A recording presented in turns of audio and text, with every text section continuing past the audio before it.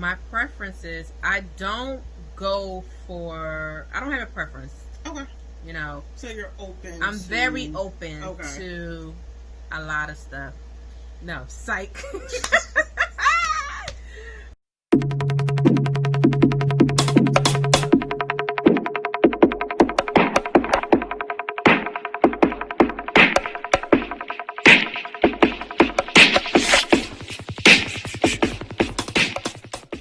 Hey guys, welcome back to Outside the Box with Lala. How are you guys doing?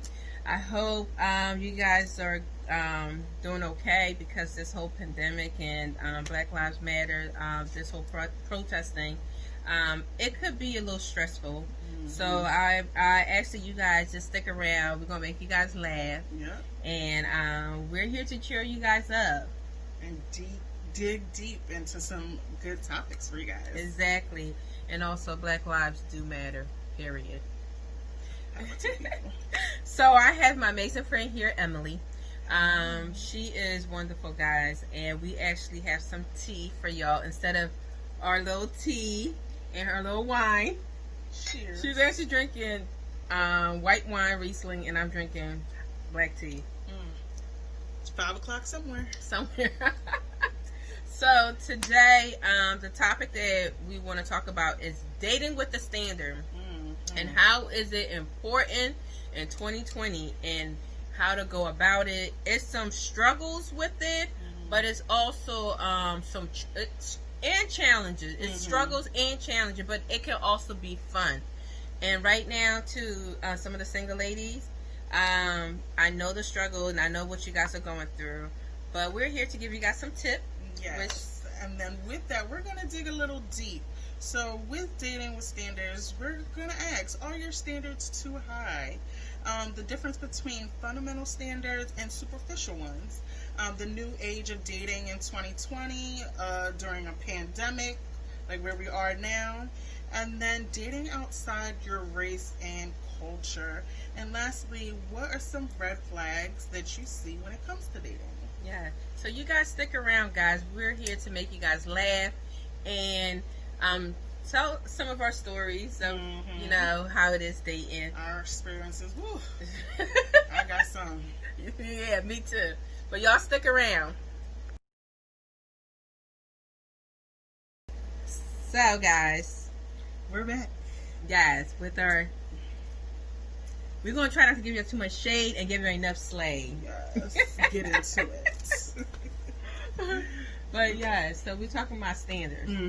Okay. So a question that I get a lot, see a lot, when it comes to being a single woman, you know, out here trying to date is, are your standards too high? Is that what's keeping you from finding that right man for you? So for me, when it comes to standards, it's what you're looking for in that person. The things that they bring to the table, you know, what are your must-haves? So I'll start.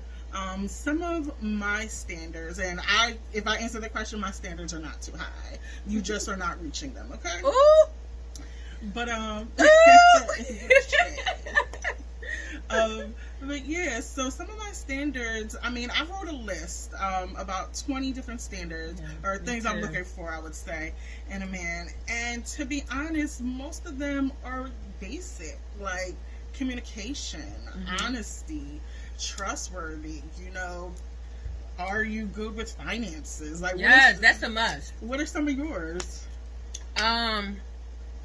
Do you believe in God? Because, and I'm not talking about just religion.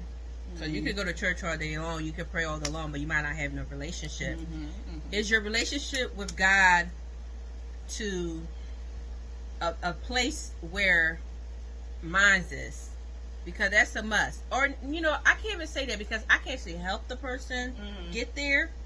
But that's, you can bring them closer to God. I can bring them up there. So that's one of my biggest standard. Because if you're if you're atheist, you must keep going, because that's not for me, and that's not shade. That's real. Yes. The second standard is, how is your relationship?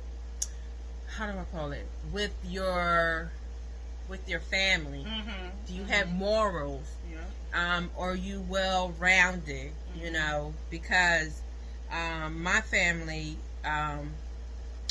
we're pretty big, and morals is really, really important because of my culture background. Mm-hmm. So, are you able to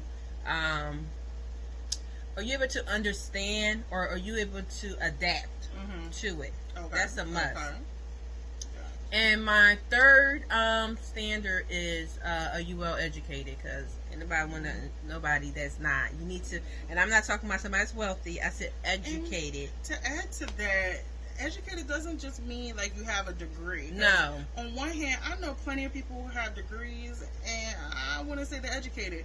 And then you have some people, you know, who maybe after high school they started their own business. Absolutely. And they're well educated. Are you ambitious? Are you able to strive and get where you need to get? Mm-hmm. That's really important for me too.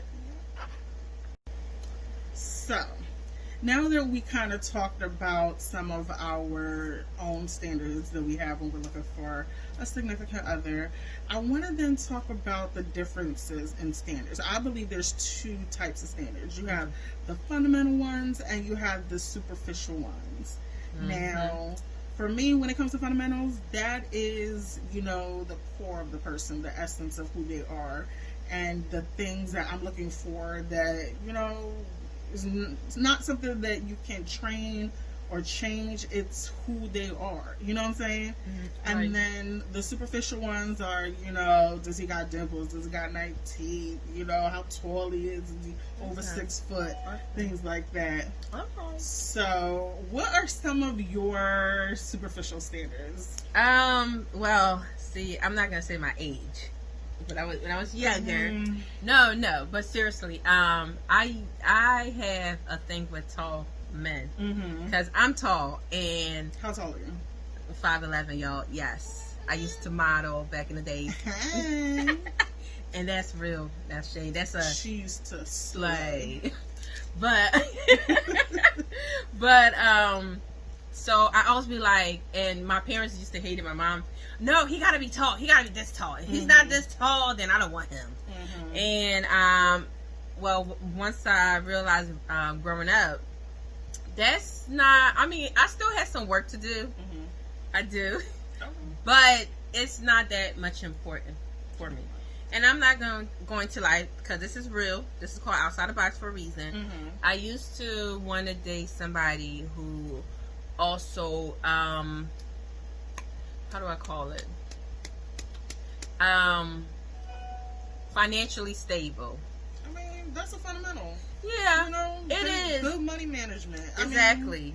And I'm working on that, you know, because money is not everything, y'all. Because he can have money and then treat you like crap. But if he have a drive, right, and he have a driven, listen, with your knowledge, with your ambitions and his ambitions, y'all can make it and to the top of the world, and nothing can stop that. So I'm learning in life that some of those superficials, you just gotta drop down, because it changed. It changed. You know, so looks and dimples. And, yes, it's not as important. Like, it's not. I mean, one thing I will say to the superficial, they're usually based off of looks and things of that nature. I would even say sometimes money, but like most of it looks, and those fade. Like, you know, 50 years from now, when you know you old and wrinkled, you still want to be in love with that person. You know what I'm saying? Like, that's where those fundamental standards come into play. Absolutely. So for me, some of my superficial ones, I would agree. Like height, you know, I'm pretty tall too. So yeah, so some of my superficial ones are height, because you know I'm pretty tall too. I'm about 5'9". Looks, yes, you know, I love a man who has a nice smile, you know, straight set of teeth. You know, if he got some dimples, whoo, don't get me started. Yes. And then, I mean, I would say money, yes, but at the same time, I mean, we're being real. You but know? I feel like at the same time, I would almost choose a man who didn't have money but was a decent, honest person and met Absolutely. all of, you know, the other things I was looking for. Like their personality. Yeah, me making too. me laugh. Than Yes. someone who has $1 trillion and doesn't do anything for me. Like, And you're right. Now as being an adult, I realize I need somebody to make me laugh. Yeah. I want to grow old with somebody that enjoys me as much as I enjoy them. I don't want to be in a relationship with somebody that hold things and always arguing and never enjoying life. Yeah.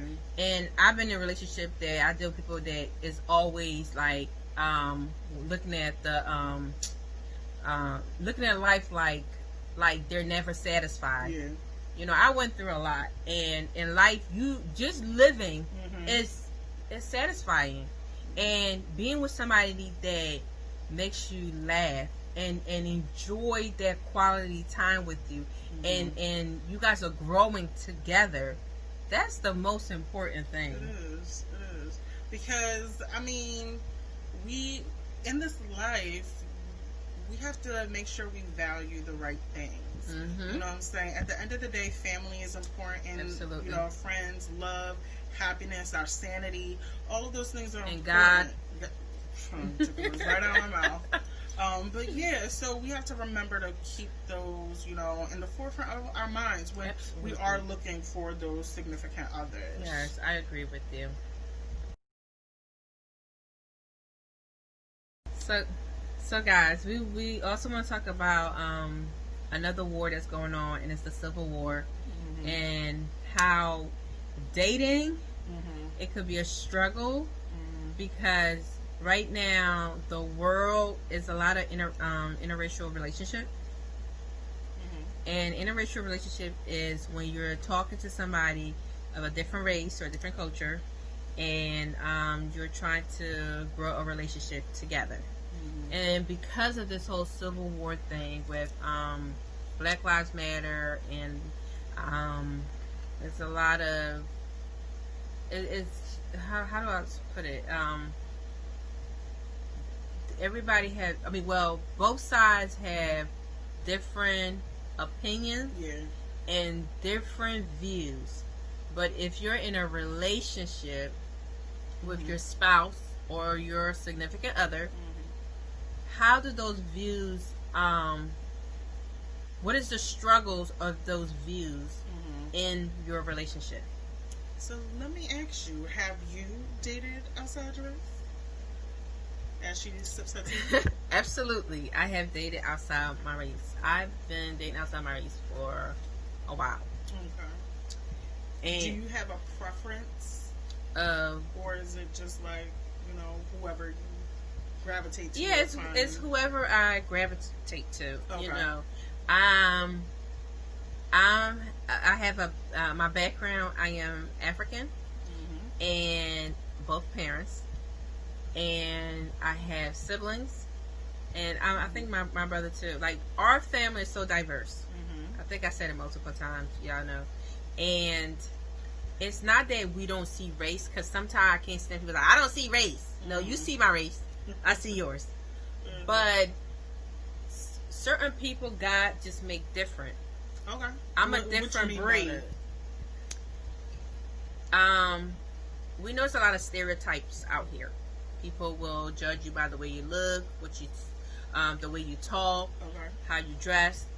When you're in a interracial relationship, you have to be prepared for those stereotypes.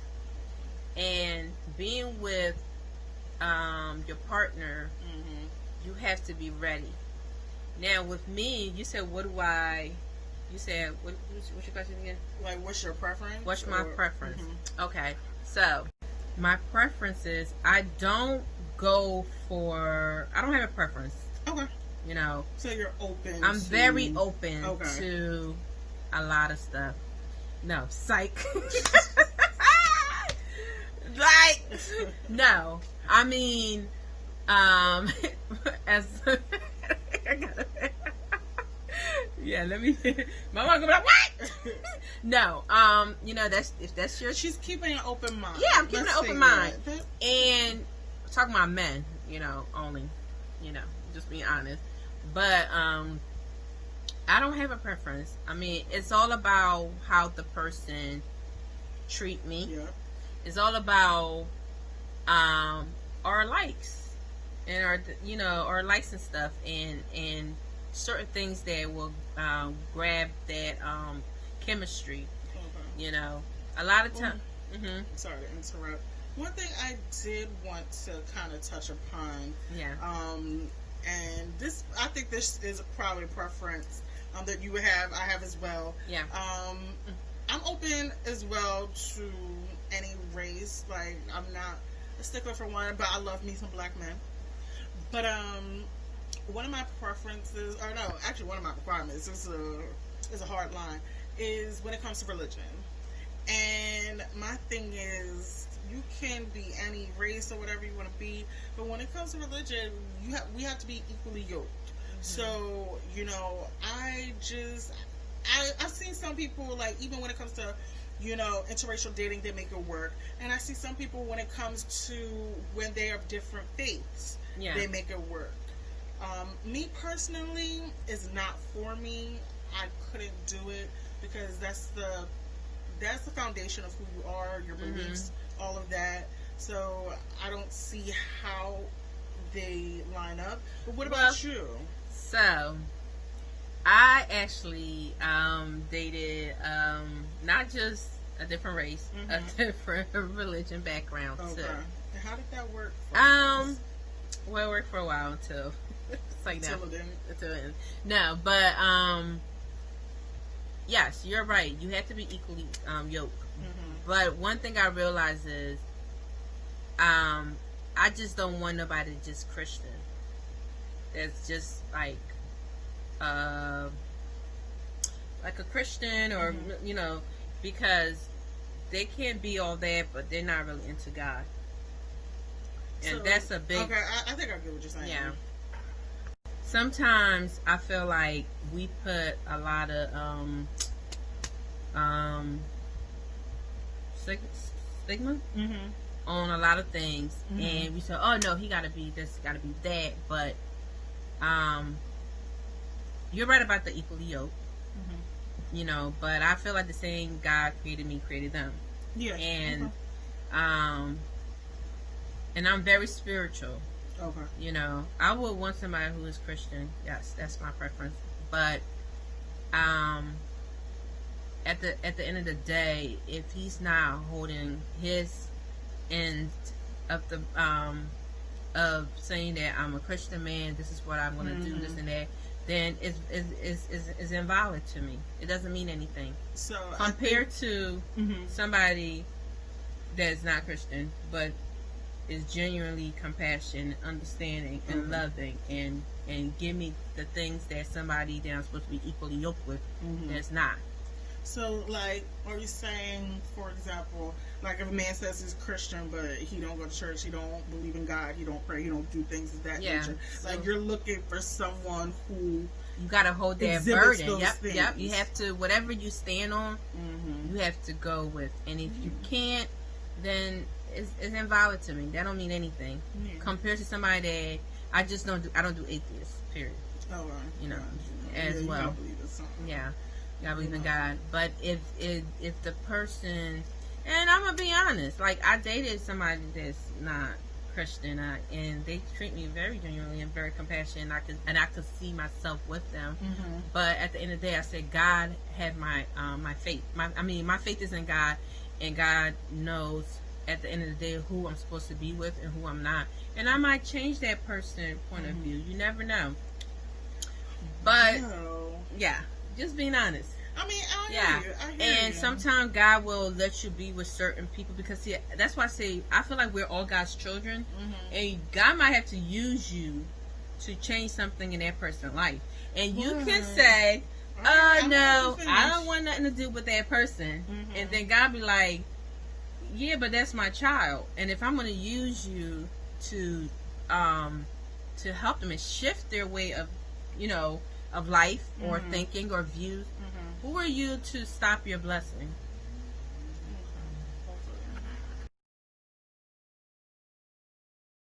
So I hear what you're saying, and I thought about this last night. You know, as I was thinking about this topic, one thing I will say, especially when it comes to dating, I personally don't feel like it's my responsibility to change. Yeah, absolutely. Yeah. You know, change that person. Yeah.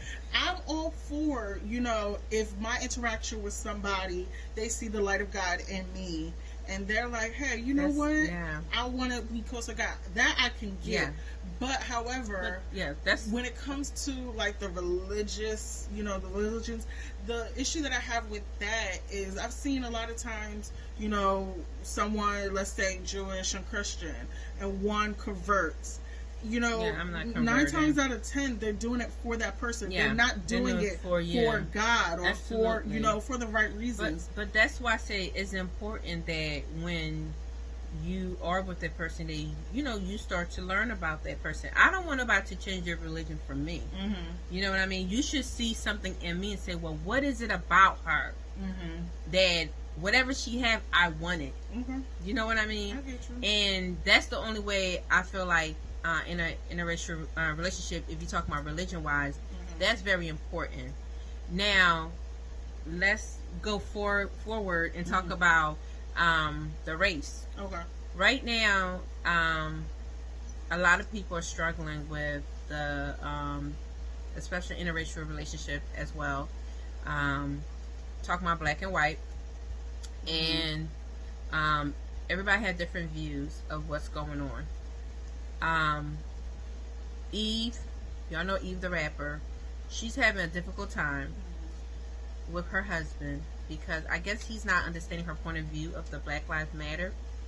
When you're in a relationship, it's very important that those talk must happen, because you guys come from different, I mean, I don't want to say opposite, but different backgrounds. And your different experiences. If you love me, you have to be able to be have empathy and understand the struggle of my culture or my race, and I should be able to do the same. It's a must. If you can't understand that, you'll have a hard time with inside your being an interracial in an interracial relationship. So we want to talk about, okay, well, this is what I think, and she's going to tell you guys what she thinks. I feel like it is your priority to make it it's your priority to take the acknowledgement of what's going on with your partner in this time. If you're in an interracial relationship and if your partner is of a different race, of black descendants, you have to make sure that you're able to have empathy and make it your responsibility to educate yourself, make it your responsibility to understand the struggle, because it is a struggle. And if you say you love this person and you care genuinely about this person, this is like your family member, and if your family member is grieving, you grieve with them. If your family member is hurting, you know, you hurt with them, you sympathize with them. It's very important.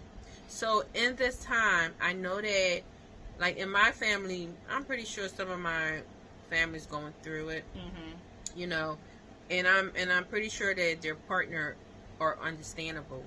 But you have some people that they say, well, I don't understand. Don't be ignorant about what's going on. Okay?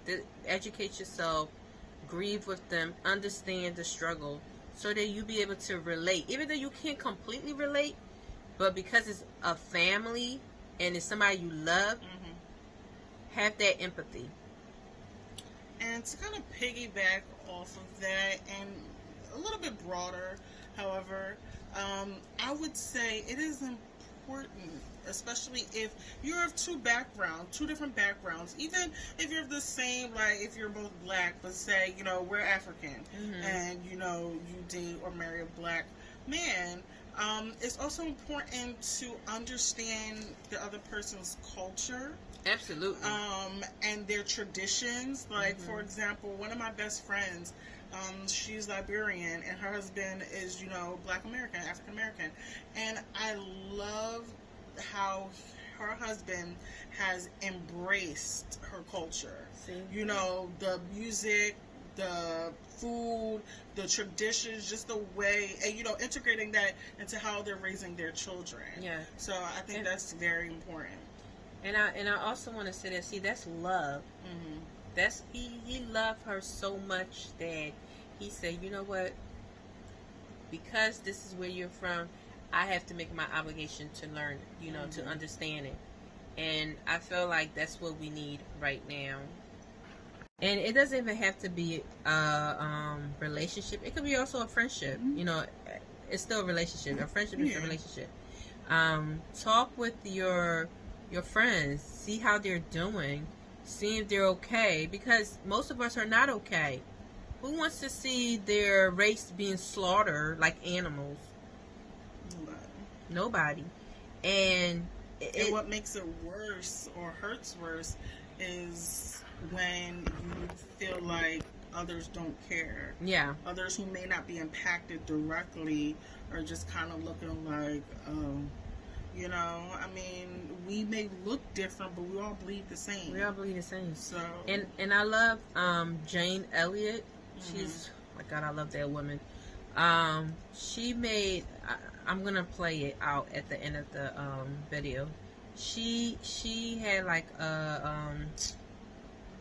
she was protesting, and she was talking with a group of college students or whatever, and she said that, you're nuts.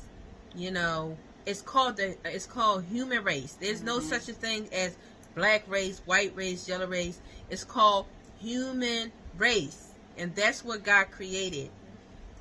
Also, you guys have to understand that when we live this world, Jesus did not die to save people's skin. He died to save people's soul. This is just a vessel, a house. But inside the house, it's a soul. It's a living being. And that's what Jane Elliott was trying to say when she said the human race is a living being living in this vessel. So all this police brutality and racism, it's uncalled for. If you're well educated and you understand the body and you understand who we really are, you understand that this is just a vessel. This is not who we are. This is part of who we are, but we're souls, and souls are hurting and grieving because we're killing one another.